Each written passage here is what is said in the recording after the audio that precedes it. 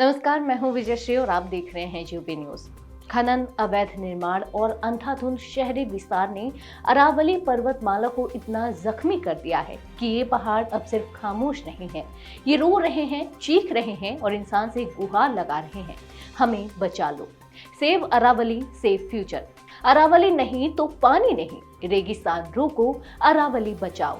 ये नारे भावनात्मक जरूर लग सकते हैं, लेकिन इनके पीछे का सच बेहद वैज्ञानिक, ठोस और डराने वाला है। क्योंकि अरावली सिर्फ पहाड़ों की एक श्रृंखला नहीं, बल्कि उत्तर और पश्चिम भारत की जीवन रेखा है। अरावली पर्वतमाला दुनिया की सबसे प्राचीन पर्वत श्रृंखलाओं में से एक है। वैज्ञानिक मानते हैं कि इसकी उम्र 2 अरब साल से भी ज्यादा है। गुजरात के कच्छ से शुरू होकर यह राजस्थान, हरियाणा और दिल्ली तक लगभग 700 से 800 किलोमीटर में फैली हुई है। सदियों से इस पर्वतमाला ने थार रेगिस्तान को फैलने से रोका, भूजल को रिचार्ज किया, जंगलों और वन्यजीवों को पनपने दिया और दिल्ली एनसीआर जैसे घनी आबादी वाले क्षेत्रों के लिए प्राकृतिक ढाल का काम किया। आज अरावली पर्वतमाला एक बार फिर चर्चा में है। वजह है सुप्रीम कोर्ट द्वारा स्वीकार की गई अरावली की नई कानूनी परिभाषा। Great green wall of Aravalli के नाम से जानी जाने वाली यह पर्वतमाला न सिर्फ भारत की बल्कि दुनिया की सबसे प्राचीन पर्वत श्रृंखलाओं में से एक है। लेकिन अब इसके अस्तित्व पर ऐसा सवाल खड़ा हो गया है जो आने वाले दशकों का पर्यावरण तय करेगा। हाल ही में सुप्रीम कोर्ट ने केंद्र सरकार द्वारा दी गई नई परिभाषा को स्वीकार करते हुए कहा है कि अब केवल वही पहाड़ियां अरावली मानी जाएंगी जिनकी ऊंचाई स्थानीय भूमि स्तर से कम 100 मीटर हो। इसका सीधा मतलब यह है कि इससे कम ऊंचाई वाली पहाड़ियां जो अब तक अरावली का हिस्सा मानी जाती थी, कानूनी रूप से अरावली नहीं रहेंगी। हालांकि कोर्ट ने यह भी स्पष्ट किया कि जमीन के निर्धारण में केवल ऊंचाई ही नहीं बल्कि राजस्व रिकॉर्ड, अधिसूचना और वास्तविक भौगोलिक स्थिति को भी देखा जाएगा। लेकिन असली चिंता इस फैसले से नहीं बल्कि इसके इस्तेमाल से है। यही वजह है कि विशेषज्ञ कह रहे हैं ये फैसला कानूनी स्पष्टता देता है, लेकिन इसकी नैतिक जिम्मेदारी अब पूरी तरह सरकारों और प्रशासन पर है। क्योंकि इसी परिभाषा के आधार पर अब राज्य सरकारें यह तय करेंगी कि कौन सी जमीन जंगल है और कौन सी नहीं। यहीं से असली चिंता शुरू होती है, क्योंकि अरावली की पहचान केवल ऊंचाई से नहीं होती। यह कोई नई बनी पर्वत श्रृंखला नहीं है जहां तीखी चोटियां दिखे। यह एक घिसी पिटी, पुरानी, नीची होती गई पर्वतमाला है जिसकी ताकत उसकी निरंतरता और फैलाव में है। फॉरेस्ट सर्वे ऑफ इंडिया के आंतरिक आकलन बताते हैं कि अरावली क्षेत्र में मैप की गई कुल पहाड़ियों में से सिर्फ करीब 8 से 9% ही 100 मीटर से ऊंची है। इसका मतलब साफ है, करीब 90% अरावली पहाड़ियां अब कानूनी तौर पर अरावली नहीं मानी जाएंगी। और जो कागजों में अरावली नहीं, वह जमीन अब खनन, निर्माण और रियल एस्टेट के लिए खुली मानी जा सकती है। ये समझना जरूरी है कि सुप्रीम कोर्ट का फैसला अपने आप में अरावली को खत्म नहीं करता। कोर्ट ने केवल कानूनी स्पष्टता मांगी थी। असली खतरा इस फैसले के इस्तेमाल से है। इससे खनन, निर्माण और कमर्शियल गतिविधियों का रास्ता खुल सकता है।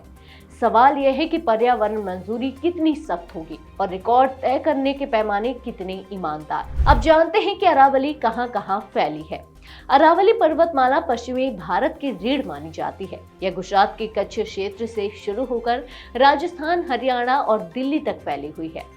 दक्षिण पश्चिम से उत्तर पूर्व दिशा में इसकी लंबाई लगभग 800 किलोमीटर है। इतिहास बताता है कि पर्वतमाला 2 अरब वर्षों से भी अधिक पुरानी है, यानी मानव सभ्यता से कहीं पहले की। आज भी यह गुजरात, राजस्थान, हरियाणा और दिल्ली के लिए जीवन रेखा की तरह काम करती है। जैव विविधता का अनमोल खजाना। अरावली सिर्फ चट्टानों की श्रृंखला नहीं है, यह एक जीवित इकोसिस्टम है। यहाँ भेड़िए, बंगाल लोमड़ी, कैराकल, धारीदार लकड़बग्घा, सियार जैसी कई दुर्लभ और लुप्त प्राय प्रजातियां पाई जाती हैं। ये जंगल न केवल इन जीवों का प्राकृतिक घर है बल्कि भूजल संरक्षण, हवा की शुद्धता और स्थानीय जलवायु संतुलन में भी अहम भूमिका निभाते हैं। दिल्ली एनसीआर के लिए अरावली क्यों जीवनदायिनी है, ये जानना भी बेहद जरूरी है। अरावली दिल्ली एनसीआर के लिए एक विशाल भूजल रिचार्ज सिस्टम की तरह काम करते हैं। अब सवाल ये उठता है, अगर ऐसा हुआ तो असर क्या होगा? सबसे पहला और सीधा असर पड़ेगा पानी पर। अरावली एक विशाल स्पंज की तरह काम करती है। रिसर्च बताती है कि यह हर साल प्रति हेक्टेयर लगभग 20 लाख लीटर भूजल रिचार्ज करने में मदद करती है। दिल्ली, गुरुग्राम, फरीदाबाद और आसपास के इलाकों का भूजल इसी पर निर्भर है। अगर अरावली कमजोर हुई तो कुएं, तालाब और बोरवेल सूखेंगे। यमुना जैसी सतही जल स्रोतों पर दबाव और बढ़ेगा, जबकि यमुना पहले से ही प्रदूषण और दोहन की मार झेल रही है। दूसरा बड़ा असर होगा जलवायु पर। अरावली पश्चिमी भारत के लिए एक प्राकृतिक ढाल है। यह थार रेगिस्तान को दिल्ली की ओर बढ़ने से रोकती है। अगर ये ढाल कमजोर पड़ी तो रेगिस्तानीकरण तेज होगा, धूल भरी आंधियां बढ़ेंगी, गर्मी का असर गहराएगा और दिल्ली एनसीआर में अर्बन हीट आइलैंड इफेक्ट और खतरनाक रूप ले लेगा। यानी गर्मियां सिर्फ असहनीय नहीं बल्कि जानलेवा हो सकती हैं। तीसरा असर पड़ेगा वन्य जीवों और जैव विविधता पर। अरावली भेड़िए, लकड़बग्घे, सियार, बंगाल, लोमड़ी, कैराकल और सैकड़ों पक्षी प्रजातियों का घर है। ये इलाके वाइल्ड लाइफ कॉरिडोर का काम करते हैं। अगर पहाड़ियां कटेंगी, जंगल साफ होंगे तो ये कॉरिडोर टूट जाएंगे।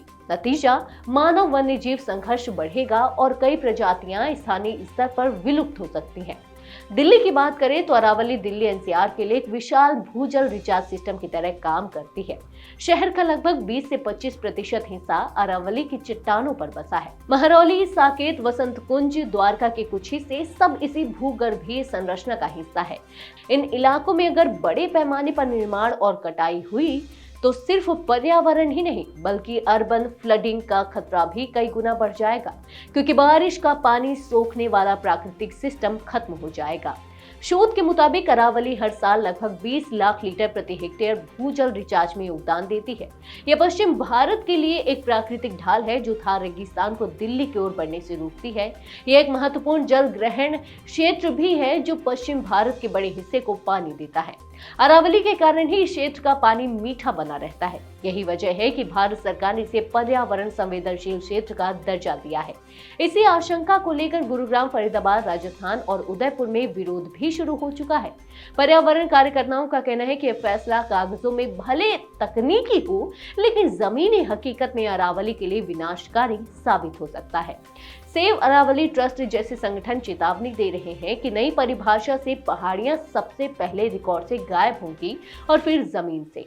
सरकार का तर्क है कि कई जिलों में औसत ढलान 3 डिग्री से कम है, इसलिए उन्हें पर्वतीय क्षेत्र नहीं माना जा सकता। लेकिन पर्यावरण विशेषज्ञों का जवाब साफ है। किसी क्षेत्र की औसत ढलान यह तय नहीं करती कि वहां की पहाड़ियां पर्यावरणीय रूप से बेकार हो गई हैं।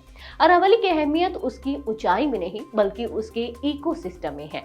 सवाल अब सिर्फ कानून का नहीं, नीयत का है। क्या विकास का मतलब यह होगा कि हम अपनी सबसे पुरानी प्राकृतिक ढाल को ही खत्म कर दें, या फिर यह मौका है कि सरकारें इस कानूनी स्पष्टता का इस्तेमाल संरक्षण को और मजबूत करने के लिए करें? क्योंकि अगर अरावली खत्म हुई तो क्या होगा? अगर अरावली कमजोर पड़ी तो असर सिर्फ पहाड़ियों पर नहीं पड़ेगा, भूजल स्तर तेजी से गिरेगा, दिल्ली और एनसीआर में पानी की भारी किल्लत होगी, कुएं, तालाब और नदियां सूखने लगेंगी, यमुना पर दबाव और बढ़ेगा, जबकि वह पहले से ही प्रदूषण का बोझ झेल रही है।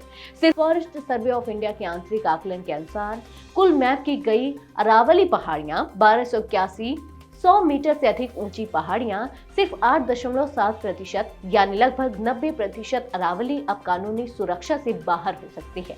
अब तक कैसे बची रही अरावली?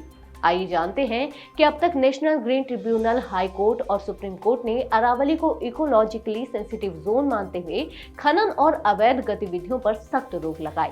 एमसी मेहता बनाम यूनियन ऑफ इंडिया 1996 केस में सैकड़ों अवैध खदानें बंद कराई गई। यही कारण है कि अरावली अब तक किसी हद तक बची रही। नया खतरा कितना बड़ा है ये भी बहुत जरूरी है। आज सवाल सिर्फ अरावली का नहीं है, सवाल हमारे भविष्य का है। अगर अरावली नहीं रही तो पानी नहीं रहेगा, और अगर पानी नहीं रहा तो जीवन भी नहीं रहेगा। सेव अरावली, सेव फ्यूचर यह सिर्फ एक नारा नहीं, यह आखिरी चेतावनी है। आज के लिए बस इतना ही। अगर आपके इलाके में कोई समस्या है तो अब चुप मत रहिए, अपनी शिकायत हमें भेजिए। यूबी न्यूज आपकी आवाज को जिम्मेदारों तक पहुंचाएगा, निष्पक्षता और गोपनीयता के साथ। यूबी न्यूज, जनता की आवाज, जनता की ताकत।